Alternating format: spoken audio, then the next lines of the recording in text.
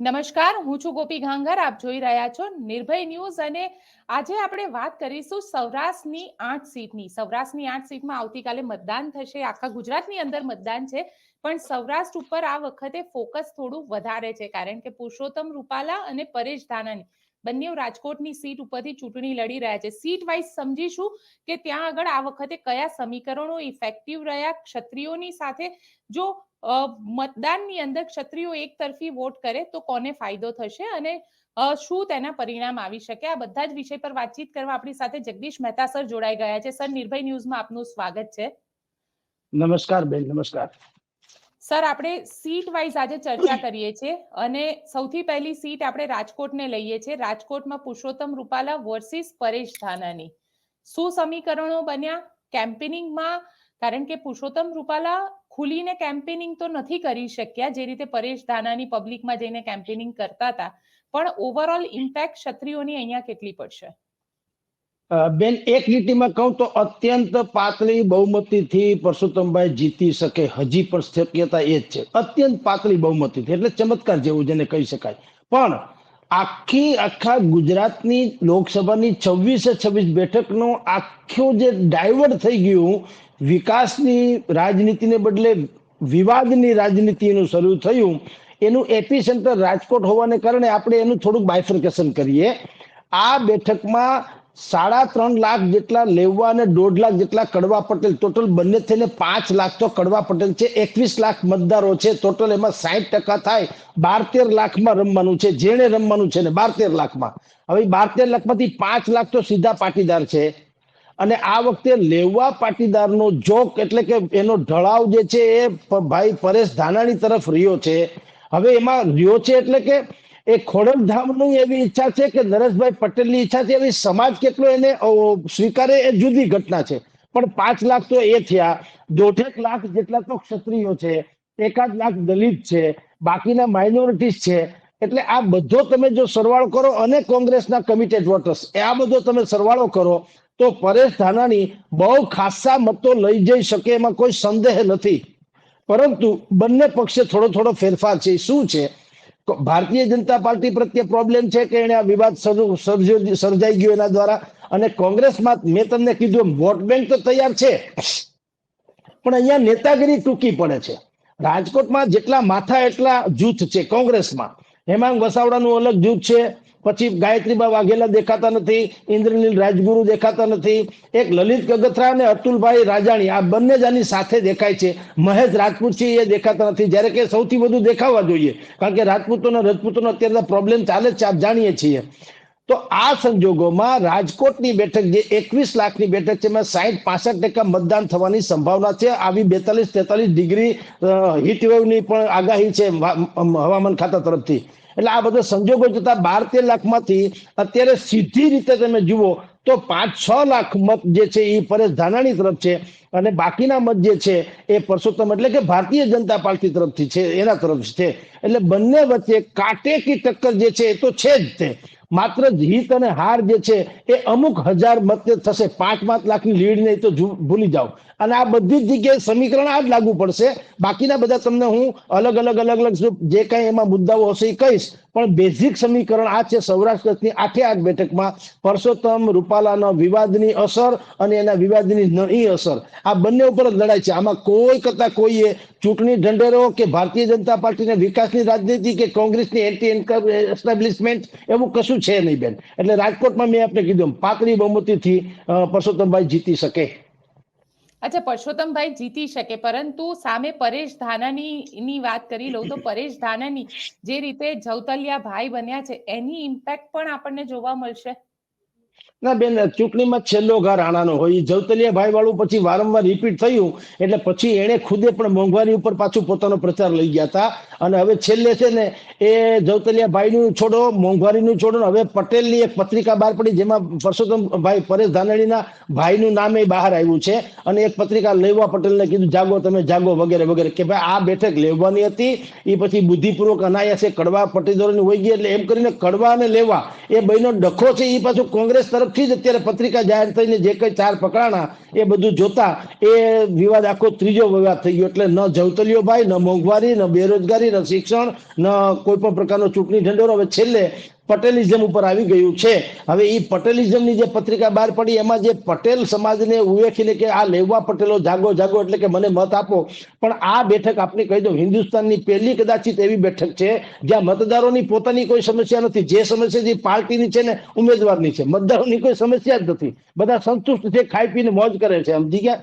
અને કોઈ કોઈના કયામાં એવી રીતે નથી કે ઘેટા બકરાની જેમ ભેગા થઈ જાય કે કોઈના કહેવાથી કઈ વળી જાય એવું નથી. દરેક સ્વતંત્ર મિજાજી, સ્વતંત્ર વિચાર ધરાવનારી વ્યક્તિ જેવો બધી મતદારો મોટા ભાગના છે. એટલે સરવાળે મેં આપણે કીધું, તમે જે કીધું જયતેલાભાઈ, એવી કઈ બહુ લાગણી બાગણી વાળી શરૂઆતમાં વાત. હવે ક્ષત્રિયો તો વટમાં છે એમાં કોઈ શંકા નથી. એટલે એ એનું સ્ટેન્ડ જે નક્કી કરી દીધું એને કરી દીધું. એની મિટિંગો પણ થઈ રહી છે અને નક્કી કર્યું છે કે આવતીકાલે વહેલી સવારમાં તમે જોજો, જોવા જ મળશે તમને. વહેલી સવારમાં બહુ બધી લાઈનો જોવા મળવાની અહીંયા રાજકોટને લાગે વળગે ત્યાં સુધી, અને સૌરાષ્ટ્રભરમાં જો કે, કારણ કે તડકો મેં કીધું એમ 42-43 ડિગ્રી થવાનો છે. એટલે જેટલું વહેલું મતદાન કરાવે એ સારું. એટલે એ જ પાછું બંનેને લાગુ પડે. ભારતીય જનતા પાર્ટીને પણ ખબર છે, એક તો બપોરના રાજકોટમાં 12 થી 4 તો હુઈ જવાની ટેવ છે. એટલે એ બધું ન થાય એટલે કોઈ પણ ભોગે વહેલી સવારથી મતદારોને મતદાન મથક ઉપર લઈ જવાની કોશિશ કરવામાં આવશે અને લાઈનો જોવા મળશે બેન.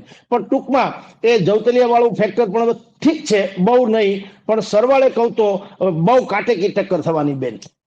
કાંટેકી ટક્કર થઈ શકે છે રાજકોટમાં. 2009 રિપીટ થશે કોળી સમાજ વાળું જે?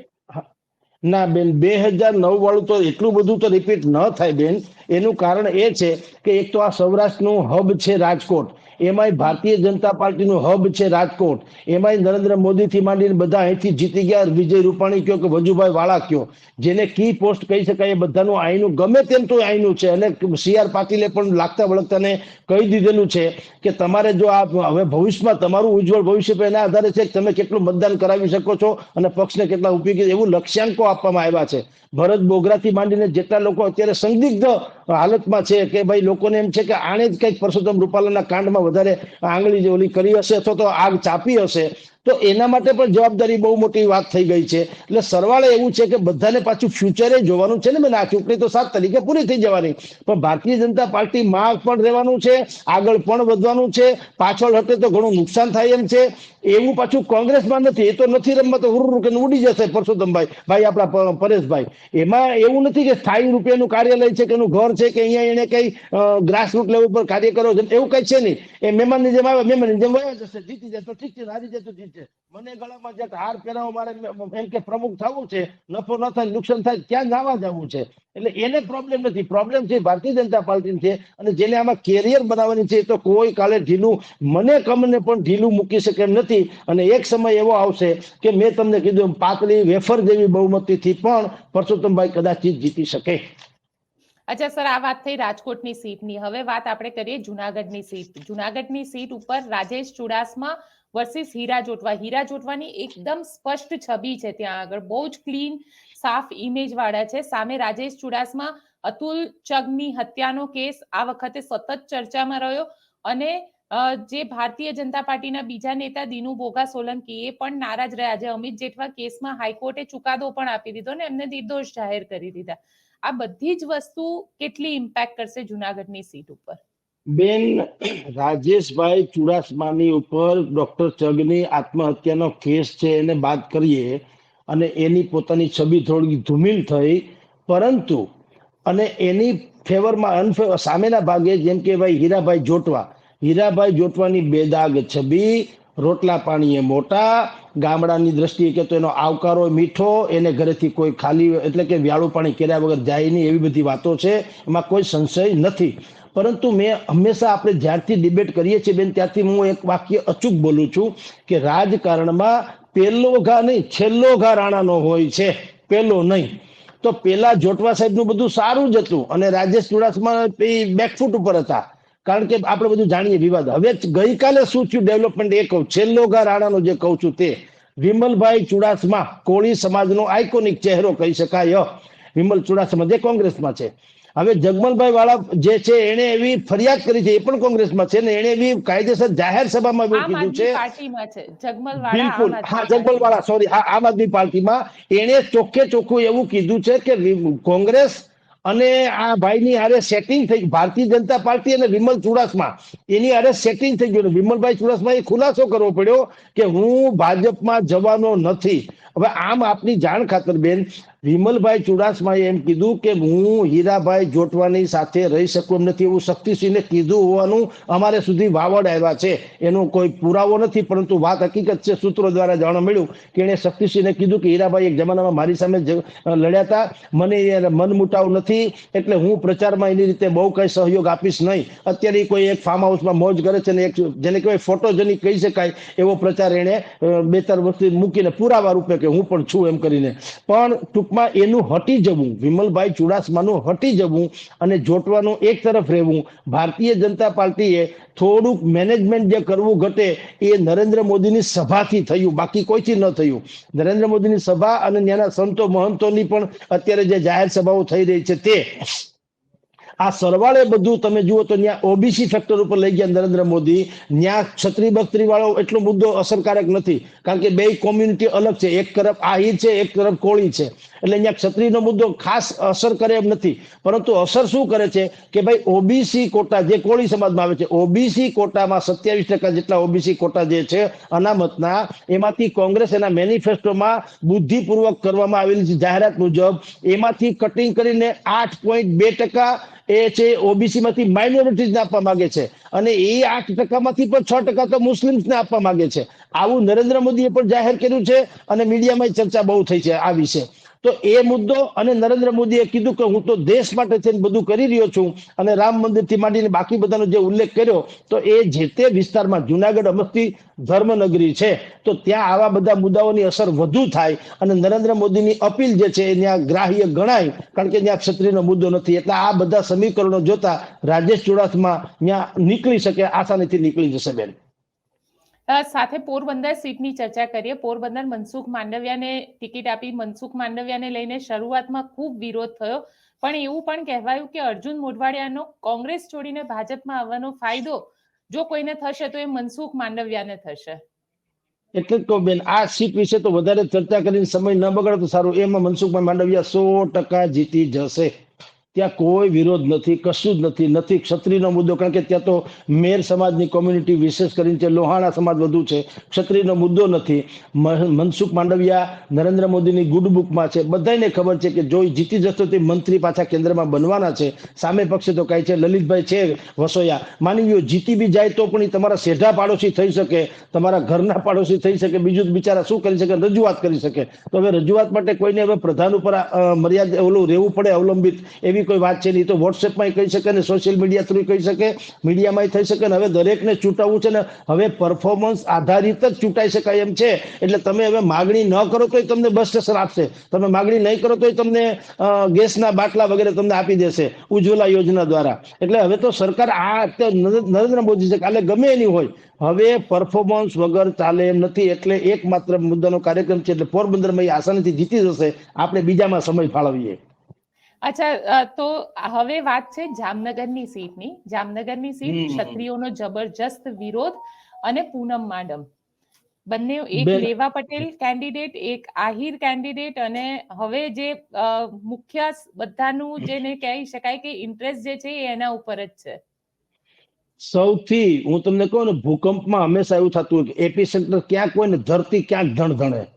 એમ અહીંયા ભૂકંપનું એપી સેન્ટર રાજકોટ છે, પણ ધણતી ધણધણી છે જુનાગઢની, જામનગરની. જામનગરની ધૂણવા પાછળના 2-3 કારણો છે.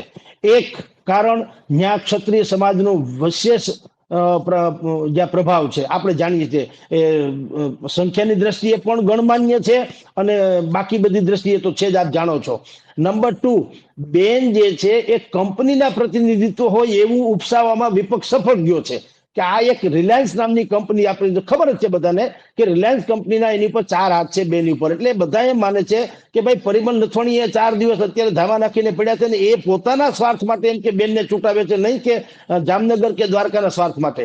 એટલે એ વાતને સાબિત નહીં, પણ એ વાતને ઉજાગર કરવામાં કમસે કમ વિપક્ષ સફળ થયો છે. પછી બેનનો સ્વભાવ થોડોક જે છે ને ઇગોઇસ્ટ છે, એ હાવ નોર્મલ નથી. એટલે આહિર સમાજના મત ત્યાં ઘણા ખરા, પણ આહિર સમાજમાંથી પણ 60% જેટલા લોકો ફેવરમાં છે અને 40% લોકો ઇગોઇસ્ટ બેનના સ્વભાવને કારણે થોડા વિપરીત છે. સતવારા સમાજ પર ત્યાં અત્યંત ગણમાન્ય રીતે તમને કહી શકાય એવા નોંધપાત્ર સંખ્યામાં સતવારા સમાજ છે. એ સતવારા સમાજે એને ત્યાં કોંગ્રેસની સાથે સેટિંગ કર્યું હતું. હમણાં ક્ષત્રિય સમાજનું સંમેલન થયું હતું જામનગરમાં, તો જામનગરમાં સતવારા સમાજના અગ્રણીઓને પણ ત્યાં હાજર રાખવામાં આવ્યા હતા બુદ્ધિપૂર્વક. એટલે એમ કે ક્ષત્રિયો અને સતવારા પણ એક છે.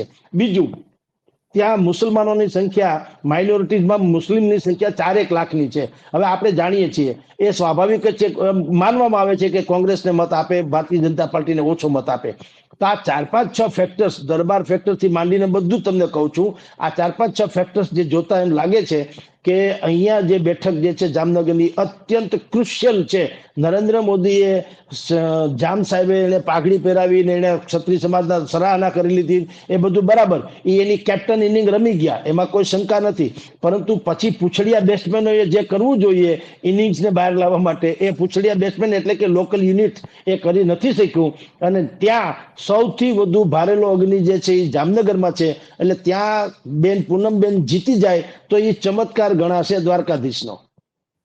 અચ્છા, એ ચમત્કાર ગણાશે આપ માની રહ્યા છો. પણ જામનગર સીટની ચર્ચા કરું તો, કારણ કે જે વોટિંગ કોમ્બિનેશન, કારણ કે લેવા પટેલને આ વખતે ટિકિટ આપી, દર વખતે આહિર સમાજને ટિકિટ આપે છે કોંગ્રેસ, અને આ વખતે લેવા પટેલને ટિકિટ આપી.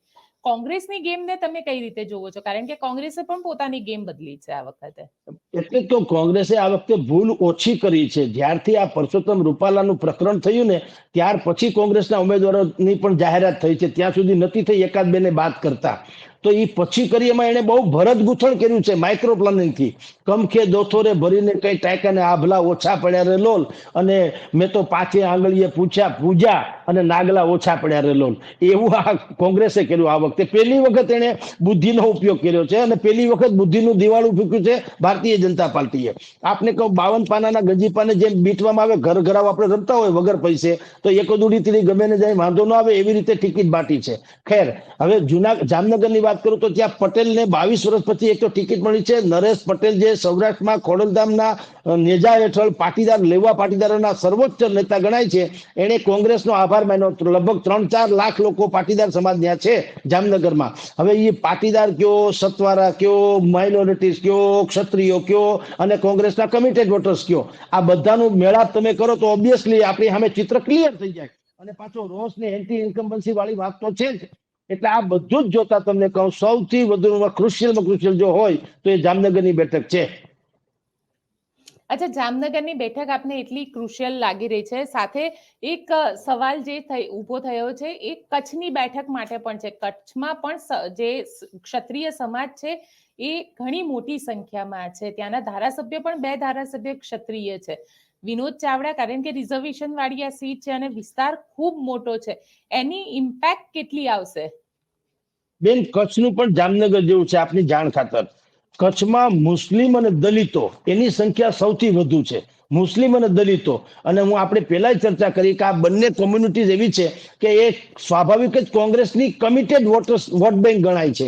એટલે એક તો એ છે. વિનોદભાઈ ચાવડાને ભારતીય જનતા પાર્ટી ટિકિટ આપી છે, થોડાક સક્રિય છે અને સરકારની ગુડ બુકમાં છે, એમાં કોઈ સંશય નથી. પણ નીતિશ લાલન, કોંગ્રેસને વિચારે આરટીઆઈ એક્ટિવિસ્ટ છે અને એને કેટલાય કૌભાંડો બહાર પડ્યા છે ને એનાથી નહીં, દરબાર સમાજને જો રાજ તિલક જેવી કોઈ વાત કરવાની હોય વિધિ, તો એ વિધિમાં જે ગુરુનું નામ આવે છે એ સંપ્રદાયના ભાઈ છે નીતિશ લાલન.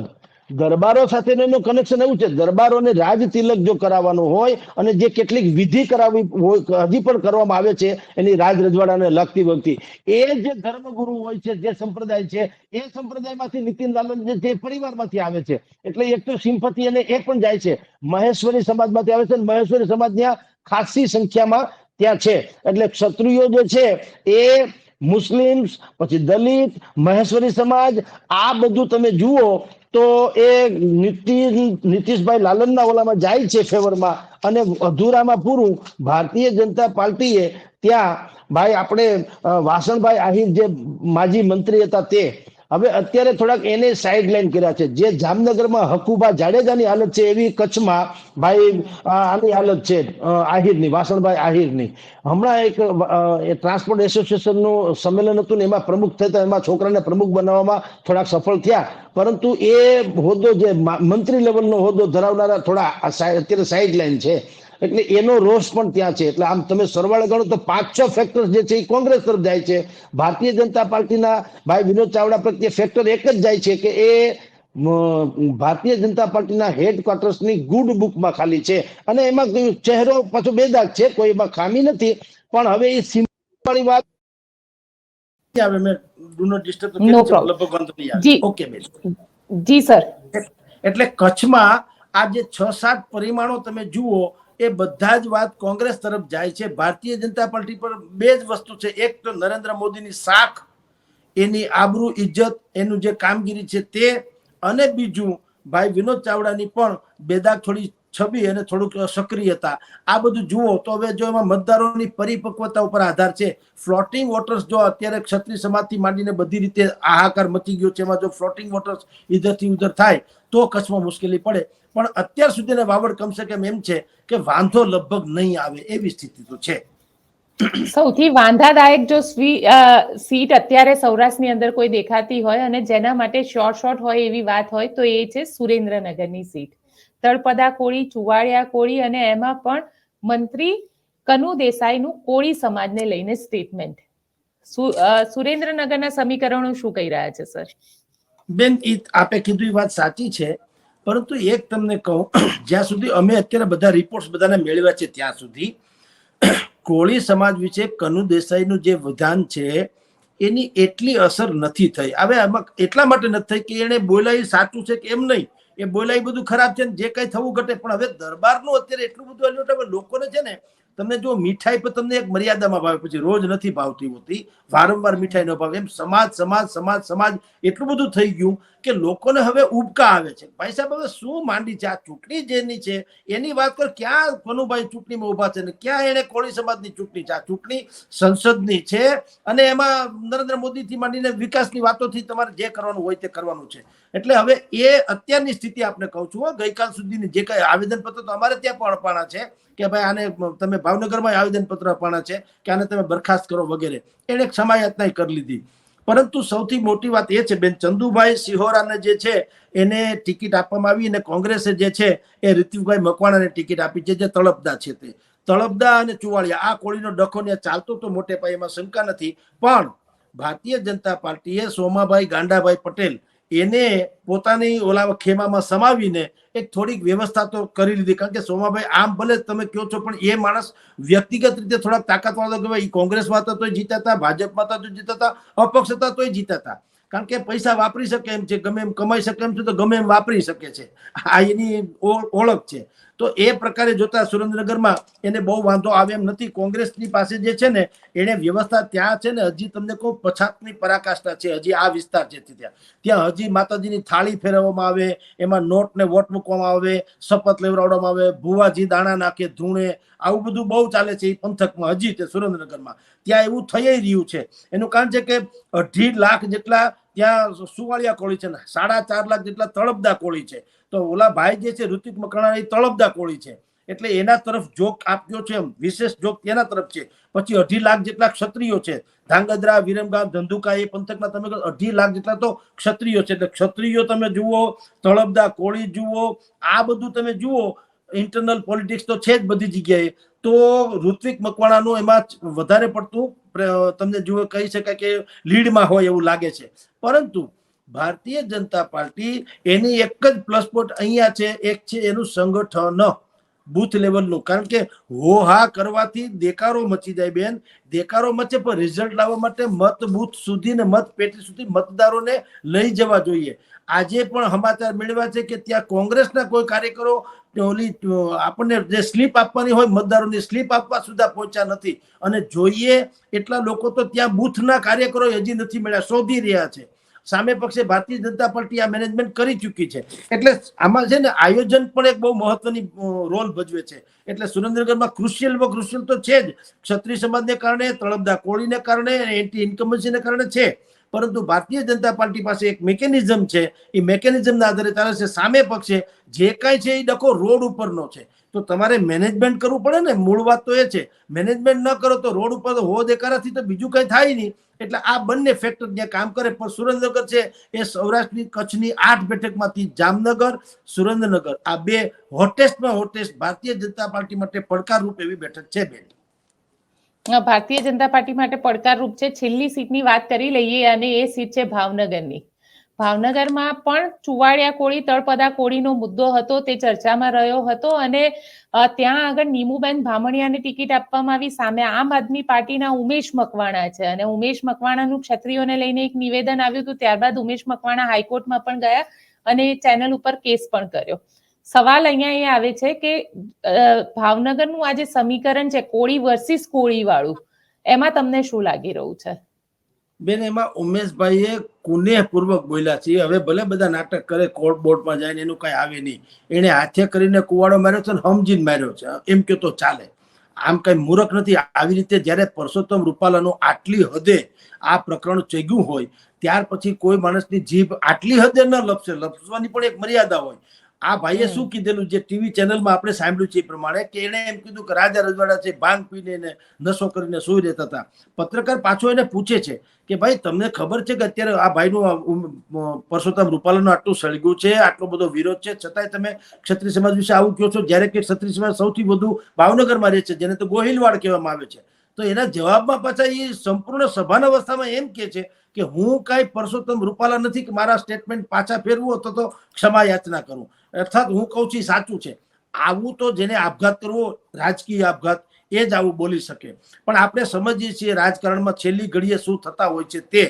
કારણ કે મેં આપણે પહેલા ડિબેટ કરી હતી ત્યારે કીધું હતું કે ઉમેશભાઈ મકવાણા ધારાસભ્ય લેવલના એ કેન્ડિડેટ ગણાય. સંસદ સભ્ય જે બહુ મોટો મત વિસ્તાર છે, એટલી હદે એને આપી ન શકાય. જેમ કે સામે નીમુબેન બામણિયા છે, તો એને તો ભાવનગરની બારે ઓછા લોકો ઓળખે છે, પરંતુ એની કાસ્ટ જે છે બંને કોળી ભલે હોય, પણ આની સાથે તો હીરાભાઈ સોલંકી ને પરસોત્તમ સોલંકી છે. પરસોત્તમ સોલંકી પથ્થર ઉપર હાથ મૂકે તો એ અહલ્યા થઈ જાય. એ પથ્થરની મૂર્તિ હોય ને અહલ્યા બાઈ થઈ જાય પાછી. ન્યાય એનું એવો દબદબો છે, કારણ કે સમૂહ લગ્ન સહિતના જેટલા સામાજિક કાર્યો છે એમાં સોલંકી પરિવારનો લાખો કરોડો રૂપિયાના દાન ધર્મ કરતા હોય છે. એટલે એ સિમ્પતિ જે છે એ નીમુબેન બામણિયાને ફળે. ઉમેશભાઈ રાજગુરુ કેવળ વ્યક્તિવાદ આમ છે અને આમ આદમીનું એવું કઈ છે નહીં. એટલે એને આ વધારે તો વળી પાછું ક્ષત્રિયની વિરુદ્ધમાં બોલીને પણ પાછો કોફિનમાં છેલ્લો ખિલ્લો ઠોકી દીધો. એટલે ભાવનગરમાં પણ તમને લાગે છે કનુભાઈનું સ્ટેટમેન્ટ જે કોળી સમાજ માટે આવ્યું એ અહીંયા અસર કરશે? બિલકુલ નહીં બેન, બિલકુલ નહીં. જે અમે તમારી જાણ ખાતર મેં આપને પહેલા કીધું, સુરેન્દ્રનગર જેવી હાલત છે. આ તો અમે તો હાવ ધરાતલ જીવીએ છીએ એટલે કહીએ છીએ. જે બૌદ્ધિક લોકો છે એમ કે છે કે માની લો કે ચુવાડિયા કોળી વિશે કઈ બોલી બી લીધા, બે ઘડી માની લો, તો સંસદને આને ક્યાં લેવા દેવા છે બેન? તો પાછા આવશે તેથી માફી મગાવી લેશું, કદાચ એને બોલવું ખરાબ લાગતું હશે તો. પણ એ પરસોત્તમ રૂપાલા જેવું, પરસોત્તમ રૂપાલાના કેસમાં તો એવું હતું કે એક તો એક ક્ષત્રિય સમાજ હતો, પહેલી વાત તો એની બેન દીકરી તો શાકભાજી લેવા બહાર ન નીકળે, એને બદલે ક્ષત્રિયની જોહર કરવા નીકળ્યું, બહાર નીકળી ગઈ. એ હદે વકરી ગયું. એટલે આ પ્રશ્ન બહુ જાડો થઈ ગયો અને એમાં કેટલાક ઇન્ટરનલ પોલિટિક્સે પણ ભાગ ભજવો. એટલે ઇન ટોટાલિટી તમને કહું તો આખા સૌરાષ્ટ્ર કચ્છની જે 8 બેઠક છે એમાંથી 2 બેઠક જામનગર અને સુરેન્દ્રનગર, એ અને થોડી ઘણી અંશે કચ્છ, એ પણ એવી જ ક્રુશિયલ છે. બાકી બધામાં કઈ વાંધો આવે એમ નથી. રાજકોટ પણ આપે કીધું કે રાજકોટ પણ પાતળી બહુમતી, બિલકુલ પાતળી બહુમતીથી, હા પાતળી બહુમતીથી આવી શકે બેન, કારણ કે ક્ષત્રિય સમાજનું એપી સેન્ટર ભલે રહ્યું, પરંતુ કોંગ્રેસે જાતે કરીને તો બધી તક હતી ભારતીય જનતા પાર્ટીને હરાવી શકાય એવી. આ વખતે કુંવરજી બાવળીયા 2009 જેવી સ્થિતિ થઈ કેમ જ હતી, પરંતુ સામે કોંગ્રેસે પણ એઝ એ ટીમ કામ કરવું જોઈએ ને. હવે તમે રાડારાડી કરો કે ગાળાગાળી કરો, થૂકાથૂકી કરો, એનાથી મત ન પડતી. મત તો મતદાન મથકમાં તમે મત નખાવડાવવા વ્યવસ્થા કરો તો થાય. એવા 6 જણા મોટા માથા છે, એ 6 માંથી એક ક્યાંય બહુ દેખાતા નથી, ફોટોજેનિક રીતે ક્યાંક ક્યાંક દેખાય છે, પણ જે રીતે એને તૂટી પડવું જોઈએ એવું કઈ તૂટી પડ્યા નથી. અમરેલી થી આવેલા લોકો ને સુરત થી આવેલા લોકો પરેશભાઈ નો પ્રચાર કરે છે, એટલે એ આગંતુક કહી શકાય, મહેમાન જેવું. હા સર, છેલ્લો સવાલ પૂછી લઉં તમને. આ વખતે બીજેપીમાં ઇન્ટરનલ ફાઇટ ક્યાંય, કારણ કે એવું કહેવાય છે કે સૌરાષ્ટ્રની અંદર ઇન્ટરનલ ફાઇટ પણ ઘણી વધારે, ભાજપના જ નેતાઓ અંદર કોકનું ને કોકનું બગાડતા દેખાયા, એને બેન, લઈને આપ શું કહેશો? એ હા, અસર બેન, થશે? મારે બીજી એક જ લીટીમાં કહી દઈશ, બીજી ચેનલમાં જવું છે એટલું. જી જી જી. ઇલેક્શન પછી ગુજરાત ભાજપમાં ભૂકંપીય ફેરફાર આવવાના છે, સરકારથી માંડીને સંગઠન સુધીમાં. બાકી ઘણી ચર્ચા થઈ શકે એમ છે, પણ બિલકુલ સર, આજે આપ અમારી સાથે જોડાયા તેના માટે ખૂબ ખૂબ આભાર. Thank you.